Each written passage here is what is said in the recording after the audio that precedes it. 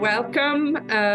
These are the Public Safety Conversation series of Everbridge. I am the Director for Government Affairs, and I have another session of our conversations. Today, we will be discussing about the role of finance and the role of regulation and telecoms in the area of climate risk and climate adaptation.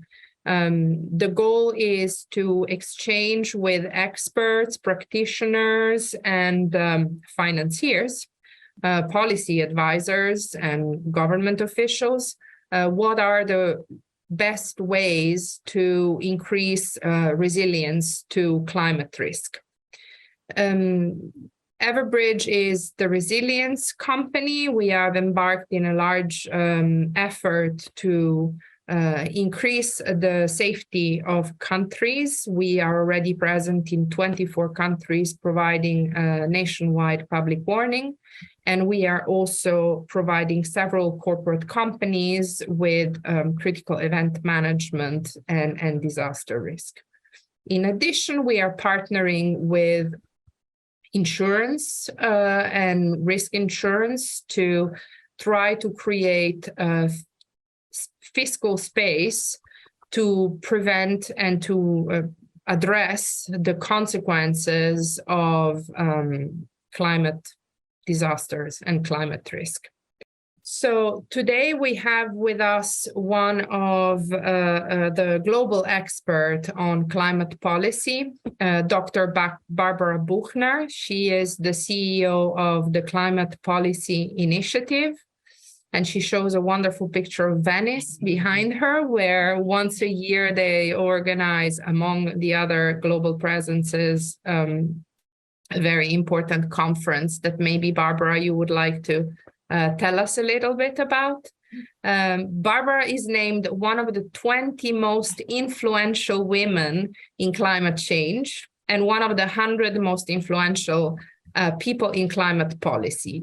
And in this role, Barbara is advising several leaders on climate, energy, and land use investments around the world. Hi, Barbara. It's a pleasure to have you here. Thank you for having accepted our invitation. Thank you so much, Raquel, for having me. And it's a real pleasure being here today for this very important conversation. So I would like to have from you, Barbara, a little bit maybe of the history of the Climate Policy Initiative. Where do you stand today?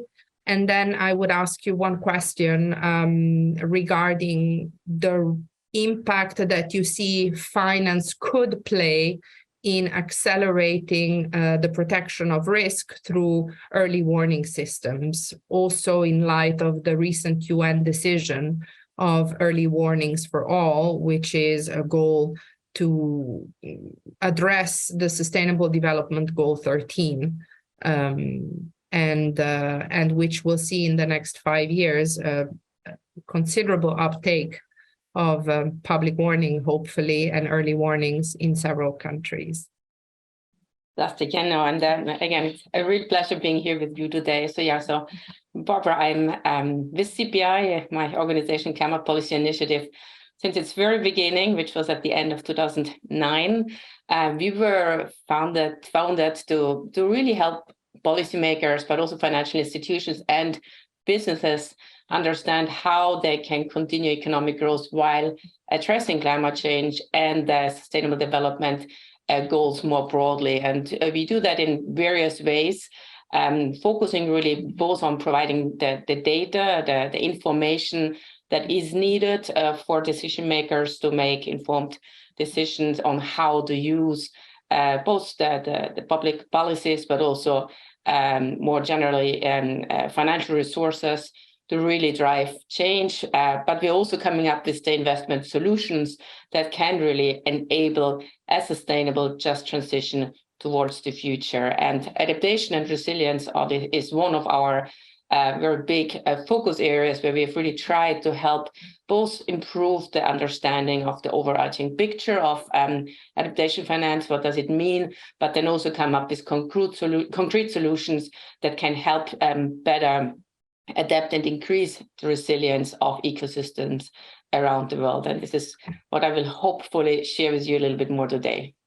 How do you see finance and financial instruments today, with also the shift between climate mitigation focus and climate adaptation, contributing to possibly accelerate the deployment of early warning systems as a tool of adaptation, in the sense that they have an impact in saving people's lives, saving resources, limiting loss and damage, so overall reducing sovereign risk of countries and putting people to safety? Maybe let me just start a little bit with the bigger picture of what we have seen. And again, we have been collecting and bringing together data on financial flows in the climate space for more than 10 years. And I think what we have seen is that adaptation finance, while increasing comparative to mitigation finance, it's still significantly behind the needs. Our work, and we've just published our update on the global climate finance landscapes, reveals that financing for both projects aimed at adaptation or both adaptation and mitigation purposes reached an all-time high in 2019-2020, with about a little less than $50 billion, or about 7.5% of overarching climate finance. And that certainly is progress. I think that's something we need to see. And we've also seen another success story of that tracking, that adaptation finance has been growing faster, with more than 16% of kind of growth rate, compared to just about 6% in the increase of mitigation finance over the last 10 years. And I think the point is, while it's obviously positive to see more money going towards adaptation resilience, we also know that it remains severely underfunded. And I think that the good news is, again, that we have seen this increase, and that's actually more than a 50% increase from the previous 2 years of data. But we do know that as the impacts of climate change accelerate, particularly impacting the most vulnerable disproportionately, we need much more focus on adaptation financing, especially in emerging and developing countries. So I think I think this is a little bit the background. I think there is a number of barriers that we have identified to scaling adaptation finance, both on the technical side, on the commercial side, and on the governance side. And obviously, we also know that the cost of adaptation and thus the adaptation finance needs very much vary with the level of future climate change, and will be much lower if Paris Agreement goals are met. But I think at the same time, and I think this is where the early warning systems come in, we do know that the world will continue to warm for the next few decades, and these impacts can only be reduced by real adaptation and increasing the resilience of people. And I think this is why early warning systems are just critical in this context. And I think the one point I'd also like to make is that I think it's important to emphasize that the benefits of investing in adaptation very often outweigh the costs. We've worked with the Global Commission on Adaptation, and one of their reports estimated that investments in the areas of early warning systems, of climate resilience infrastructure, of improved dryland agriculture, global mangrove protection, etc., they could generate 4 times a return on avoided costs and non-monetary social and environmental benefits. So I think there's a huge investment opportunity as well that really will help the people on the ground, and then will help save our ecosystems, our cities, and our communities on the ground. In the quality of the investments, this is something that touches us particularly, because as a technology provider in the early warning system value chain, which has to be seen as an end-to-end chain that starts from the meteorological services and ends all the way to the last person on the ground, to the last citizen who might be reached with more difficulty. So as a provider of technology, we have a bias towards mobile-based public alerting. And this is because we know, according to ITU data, that today, globally, about 95% of the people are covered by a mobile network and have a mobile phone of some generation. Now, our technology produces cell broadcasting or location-based SMS, which are two ways of alerting the population. So covering the very last mile from the national disaster management authorities to the population on the ground in a specific geolocated space. But for least developed countries and for countries who are cash constrained, it seems to us that there should be an element of measurement of the impact that the investment should have. Is this something, linking finance to the effectiveness that finance is producing on the goals sought, something that you are looking at? To me, it's a very important point. I think we have for far too long really only focused on the quantity of finance and really trying to really think about how can we unlock more money, which obviously is one side of the coin. But I think what we really need to focus on much more going forward, if we want to achieve a real transformation of our economies, is the quality, is the effectiveness of every dollar spent and of every kind of investment that we are making. And I think there's a lot we can do in kind of coming up with better metrics, thinking more, on setting the right incentives across the different actors in the financial ecosystem, from the public to the private side, on really kind of increasing ultimately the quality of all the financial flows out there, and really making sure that we, through whatever investments actually, again, reach everyone on the ground. So I think that is a point where I feel there has been some initial thinking. There is, in the development finance institution space, there are some discussions ongoing, but I think there's much more needed. And we certainly hope that we will be adding and contributing to this conversation. It would be fantastic also from your side to better understand the available data. I think data, again, is for me one of the critical, levers to really making sure that we fill this gap that we see at the moment between the needs for adaptation, resilience investments, and the current flows. So having better data, having better collaboration across different actors, and really having a better measurement of actually what do we achieve with our investments, I think will be critical and will really help to kind of come up with a hopefully kind of much bigger and much kind of more effective use of resources. One question to focus on ensuring risk in the current climate environment, because as you have rightfully described, financial flows are increasing. Also on adaptation relatively to the past, they are increasing.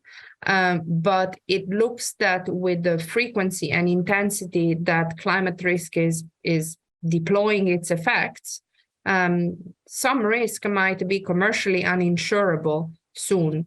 So what is the policy position, and what do you see in the government environment in terms of thinking of how to combine also in a value chain the different stakeholders, the multilateral financiers, the insurance or reinsurance companies, the technology providers, the responders? Do you see something changing in that landscape? Yeah, and this is another really important point, Angela. And I think we really need to keep in mind that across a number of efforts to manage and pool this climate-related financial risk, a critical component of these efforts is the provision of access to early warning technology. And I think that's something just to link it again, I think, to the role that you play in this system. And to me, personally, from the very beginning, I think I've understood that collaboration and really bridging between the different silos of different decision makers along the value chain is really one of the key levers that can help us accelerate action on the ground. And maybe let me just give you an example from one of the initiatives that we manage at CPI, which is basically an accelerator, an incubator, which is called the Global Innovation Lab for Climate Finance, where the idea is really to bring together investors from across the public and private side, philanthropists, development finance institutions, governments, but also kind of really the institutional investors, insurance companies, to really kind of together understand, what is the role of each actor in helping to accelerate investments on the ground. And in this lab, what we do is we really kind of focus on helping develop and ultimately incubate new financial instruments or financial solutions that can unlock private investment at scale. And I'm mentioning that because I think what we've seen, what we are seeing over the last few years, and we've been running that since 8 years now, is that there is an increased need, certainly, for more transformative or innovative business models, particularly on the adaptation and resilience side. And we have one instrument, maybe a concrete example that I'd just like to very briefly mention, actually has this link also to the early warning technology or like early warning systems. And that's the climate insurance linked resilience infrastructure financing. It's a mouthful. We call it the CILRIF. And I think the idea here is really that climate insurance offered would be contingent upon cities' commitment and then follow through to invest in climate adaptation. One of the investment focus areas that we have discussed with the entrepreneur, the proponent that is leading that financial instrument, was early warning systems. So just, again, a little bit more information, but in this case, a city might invest in a package of climate resilience interventions, including early warning systems installations or upgrades, and then follow through on those investments would theoretically yield a reduction in their premium phase. So there's, I think this is a very compelling element, obviously, that the devil lies in the detail, but I think there's more and more thinking on how can you really bring the different actors together and mainstream like technologies such as the technology on early warning systems into kind of broader approaches. So I think it would be very good to see, your ideas in this context and, how you see something like that actually happening on the ground. I'm certain we will have the opportunity to discuss this at the COP27, the World Climate Summit event on the 13th of November. And thank you for moderating that session. It will be certainly very interesting.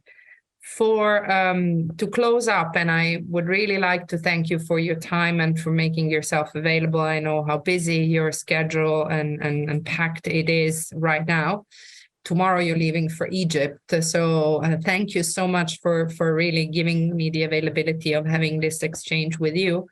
If you would have to describe in 20 seconds, what do you see as the most relevant element, maybe it's innovation, in fact, in the finance environment, what can really create a turning point in the climate resilience effort from your perspective, be it from a policy or finance point of view?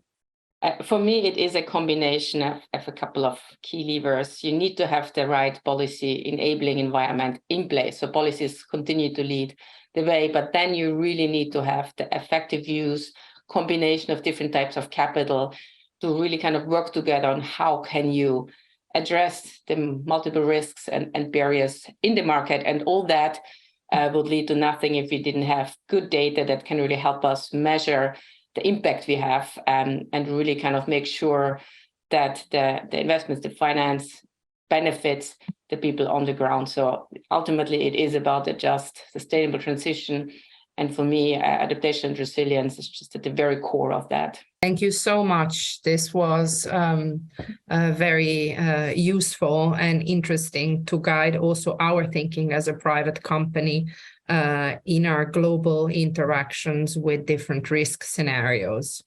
Thank you, Barbara. It was very nice seeing you, and I will see you in 10 days, a handful of days in Egypt.